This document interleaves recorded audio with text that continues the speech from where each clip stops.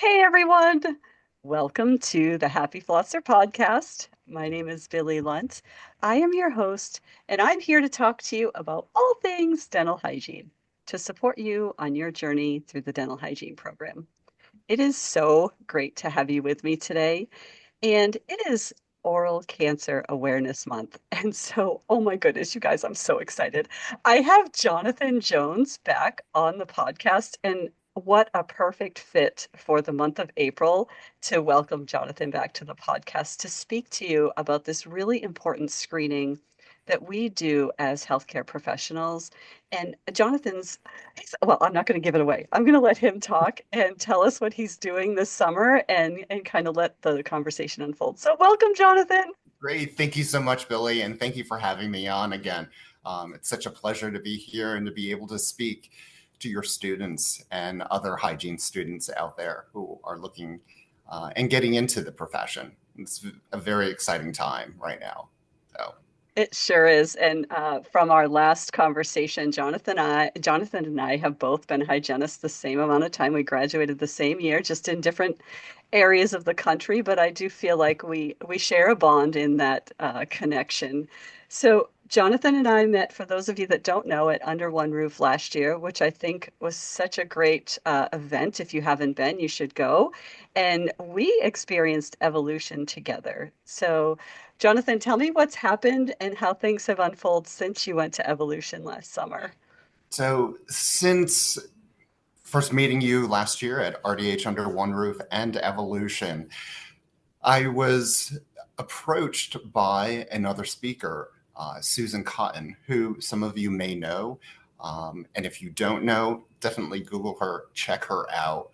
Um, but Susan, she has just become a wonderful friend and colleague and mentor to me. What Susan talks about and shares with the hygiene and dental community is oral cancer and how to properly screen patients, not only intraorally, but externally. And so while I was in Denver, Susan had reached out to me and asked me to, if I would be willing to co-present with her at this year's RDH Under One Roof in Dallas about oral cancer. Of course, I said yes, not knowing Yes. exactly the magnitude of what I just said yes to, but I figured say yes and you will get it all figured out together. And here Oh, we are. so, yeah, sometimes you have to say yes first and then say, why did I say yes? This is stretching you a little bit, right? Yeah. Yeah. Well, as I had explained to her, this is all new to me. This is a new venture and avenue. And yes, because it is new, it is uncomfortable, but that is how we grow as individuals and as hygienists and dental professionals. Let's get uncomfortable and talk about things and do things that we've not done before or heard about. And that's how we grow. Oh, I love that. Yeah, it's one thing to have a conversation with one patient in your happy place, sitting in your operator stool, right? Sitting right there in your operatory. But to take on something that big where you're looking at an audience of hygienists who are under pressure in their time with their patients and really signifying the importance and maybe even, dare I say, call them out a little on, the importance of putting it in their schedule. That's a whole nother level, Jonathan. I'm so proud of you. Sure. Well, and I totally get it. And I will be perfectly honest with you. When I went through hygiene school, yes, all of my instructors had taught us the proper way to do an intraoral exam, cancer screening, and head and neck exam. Once I got out of hygiene school, did I still do it? Yes, but it eventually went away, and I was not doing it on a regular basis. The doctors that I was working with were not doing it either. Basically, it came down to time, laziness, and not valuing it and what it means to our patients. 2 years ago, when I went to RDH Under One Roof in Nashville, that's when I first met Susan. And I took her class, and it just resonated with me. the importance of doing a thorough head and neck exam and oral cancer screening and what it means to our patients. When I left the meeting, I immediately, from day one, once I returned to the office, I started implementing it into my daily practice. And I found that I now value it. And I think that's what we need to do is value what we are doing. Once we do, we will find the time within our schedule to perform these life-saving exams for our patients. Yeah, that's well said. It's so, what's interesting is if you think about your own life and going to the doctor, having your own, self checked out, who else is doing it? It really Exactly. does fall. Yeah, it really does fall on us. And we'll take on that challenge, but it does. It falls on the dental hygienist who's right there in the zone. We might as well be proud of it and do it well. Absolutely. And we have the advantage over primary care physicians and who our patients see outside of the dental practice. We see our patients at least twice a year, if not up to 4 times a year. We have that opportunity to assess patients and look at what changes may be going on. When patients see their regular doctors, they may only be seeing them once a year. And their primary care physician are looking at a whole host of different things that during their physicals that may easily be missed. I found when I am doing my oral cancer screenings, I'm also incorporating other things that I'm looking for. You know, am I assessing airways at a particular time? Am I looking at someone's TMJ and myofunctional um, aspects? There's lots of things that I am looking at all at one time that has made doing a cancer screening much easier and how I am able to integrate that into my daily practice. Yeah. How are you communicating that differently than maybe you used to? Now that you've changed your mindset a little bit and shifted your behavior patterns as a practitioner, how has that translated to how you explain that to the patient and share that? So before I even start an oral cancer screening and a head and neck exam, I definitely explain to the patient what I am doing. For the most part, they're like, okay, all right. If they have other questions, specific questions such as, well, why are we doing this now? The other hygienist never did this. Is it because I am aging and I am more at risk? What are some of my other risk factors that you may be seeing? Um, why all of a sudden now that you're doing this? And at times I have told patients, well, because we just never did it. Mm. It just kind of fell to the wayside. But what we know now and what the science has laid out to us is that this is an important step that we need to be doing. I've never had a patient reject an oral cancer screening or head and neck exam. I have had, again, some that have questioned it, but they have all been very thankful that we have done it. And even some patients have said, well, that's an even better exam than I've ever received at my regular doctor's office. Yeah, I do think we have an advantage there. As you clearly stated, seeing a patient, if you have a perio patient coming in every 3 or 4 months, you can really mark a change or notice something early and get that early detection kind of started, whereas somebody might see their physician a little less frequent. And we have our magnification and we have our light shining right into all the important spaces. We do, absolutely. And the other thing that we know about oral cancers is that it doesn't always hurt. Patient doesn't always realize that there may be something going on that they may not see. How often are patients actually looking inside of the mouth or feeling around their neck area? Unfortunately, once something does hurt, it may be too late, or the cancer may have spread where now doctors who need to remove it, it'll be a much bigger scar and potentially life changing for the patient, and not in a good way. Yeah, that's really a good point. Yeah, almost everything we do as hygienists to screen are the things that don't hurt. So patients just are so unaware. We have kind of a bigger hurdle to jump over to educate them on things like the blood pressure and oral cancer screening. Even the non-smokers don't realize that they have a risk. Absolutely. And that is one thing that we have found now, that if you remember back in our day in hygiene school, excessive drinking, alcohol, and smoking were like the leading factors um, to oral cancer.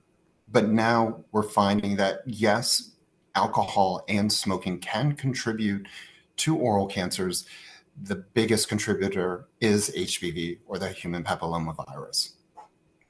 Yeah, what a shift, because what a shift that has been.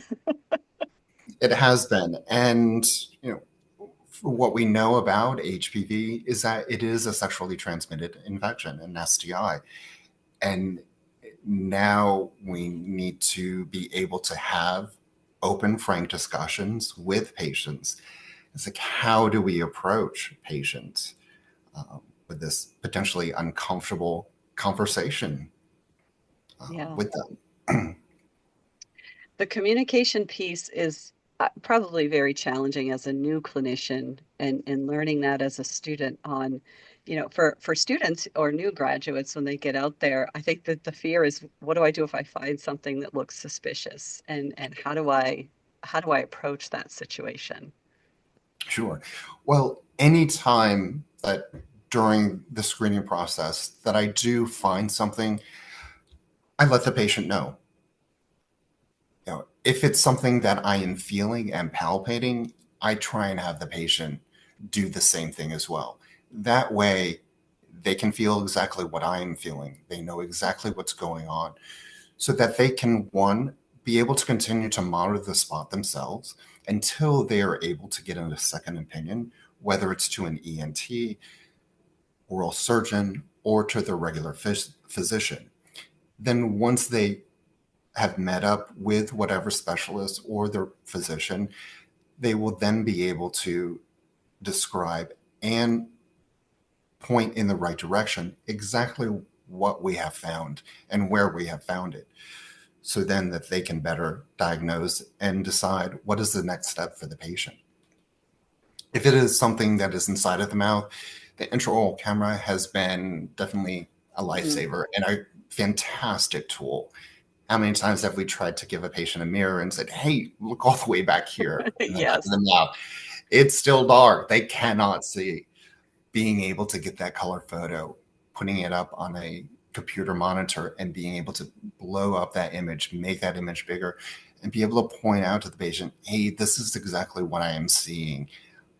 And this is what we need to monitor, or be able to refer you to someone else to get a second opinion.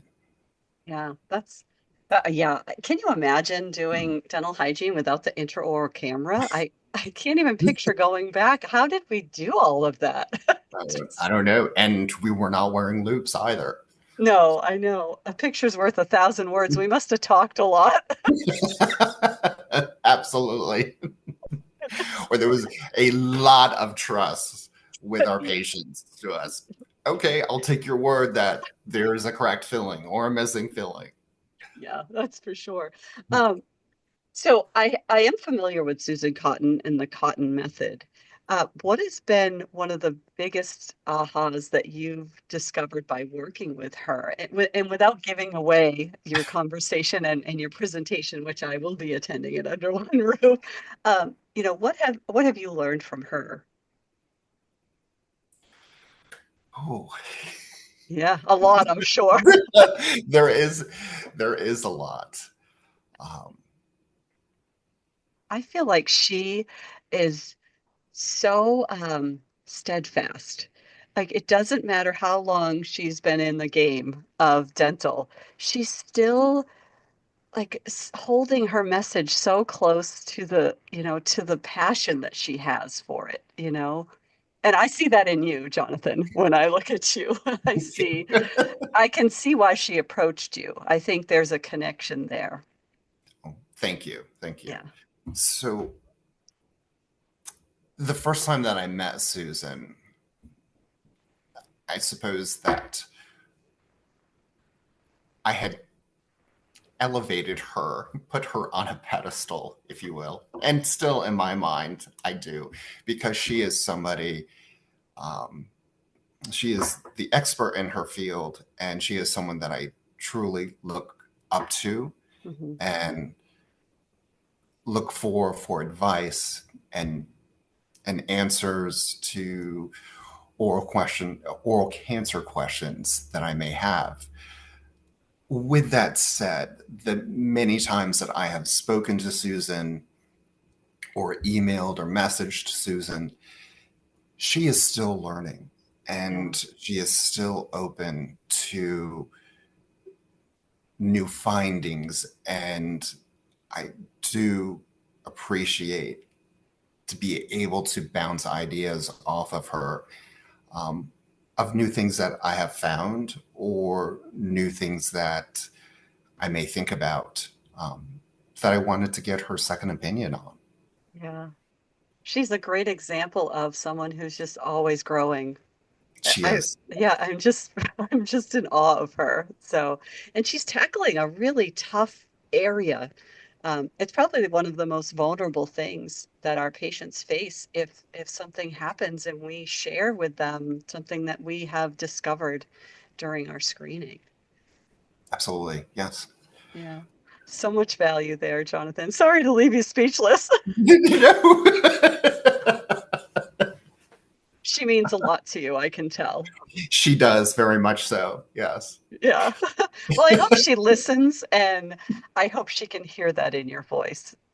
Thank you. Oh, it initially when she had approached me, all that I could think of was, why me?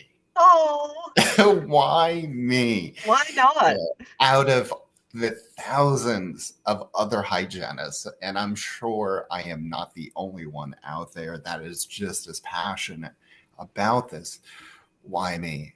But I have decided to stop questioning that Yeah, because clearly there is something that she sees yeah, in me, and definitely values, and that there is a message that together we can bring awareness to not only our patients, but to others in our dental community. yeah.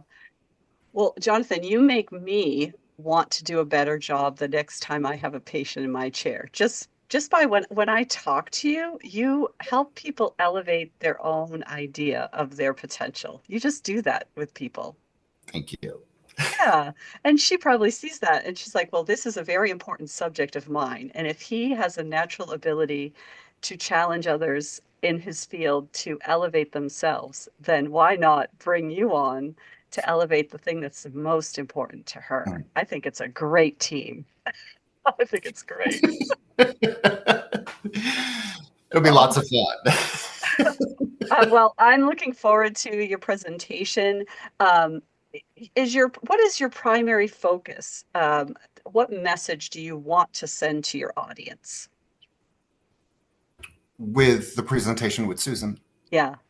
So, what we will be talking about is, of course, oropharyngeal cancer and the link with HPV, the human Hmm. papilloma virus, and how it's contributing to the increase and rise of oropharyngeal cancer, even though smoking and drinking overall has gone down. What I will be talking specifically about is one, the health disparities within the LGBTQ community, what we can do to better treat patients within this demographic, and then who within the LGBTQ community is more at risk or potential risk for developing oropharyngeal cancer related to HPV. Wow, that is going to be amazing. That is going to be amazing. So for our listeners, what would be one thing you would want to leave them with, if nothing else? If they're not coming to Under One Roof, if they don't know who Susan Cotton is, and you just wanted to share out a message to those clinicians that are out there, what would be the one thing you wanted to share? Definitely Google Susan Cotton and learn about the proper technique for screening for oral cancer and a head and neck exam. Take it step by step, go slow, um, but just do it. Find the time within our schedules to take that 5 minutes, which is about how long it takes me to do a thorough and comprehensive head and neck exam and oral cancer screening. And ideally, yes, we would like to do it on every single patient, every single time. But if you're still not comfortable doing it, just trying to do it at least on one patient, every other patient, until you can become more comfortable with it. There's also online classes that I know Susan does teach.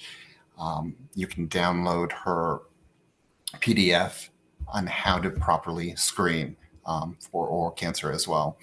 So just taking those baby steps until we're real comfortable doing it on every single patient. Yeah. Thank you, Jonathan. You're welcome. That is such great advice, and thank you for always challenging people to just do a little bit better, a little bit more. I appreciate everything you're doing, and what a great example of stretching yourself outside your comfort zone. So I encourage everyone listening to take a step this year. We've only got the first quarter over. It's only April. Take the rest of the year to stretch yourself a little bit and add one important thing. And if you haven't thought about what to do, add this into your day. Jonathan, you're Absolutely. amazing. Thank you for Great. coming on. Thank you. Thank you. And certainly, if any of your viewers and listeners have questions about it, by all means, feel free to share my information. They can certainly email me with their questions, and I would be more than happy to answer them back. That's great, Jonathan. What's your email address for the whole world to hear? My email address is stjohn76va at me.com. That's SAINTJON 76 V as in Victor A at me.com. Nice. I will put that in the show notes. Thank you. I heard the other day on the news that you can tell a lot about a person by their email address. So I'm going to guess Oh my goodness, what does mindset tell you? you were born in 1976. Yes, yeah. I am that old for Well, anyone that's really good at math. they had me cracking up over that. They said if you have at AOL, oh, well, at least I'm a Gmail girl. So, Oh, but okay. and I don't have a Hotmail account anymore. Okay, well, there you go. Well, but you still got the 76 in there, so I can appreciate that you held on to something vintage. It's always fun to talk with you, Jonathan. Thanks for coming on. Great. Thank you so much for having me. All right. Bye-bye, everyone. Bye bye.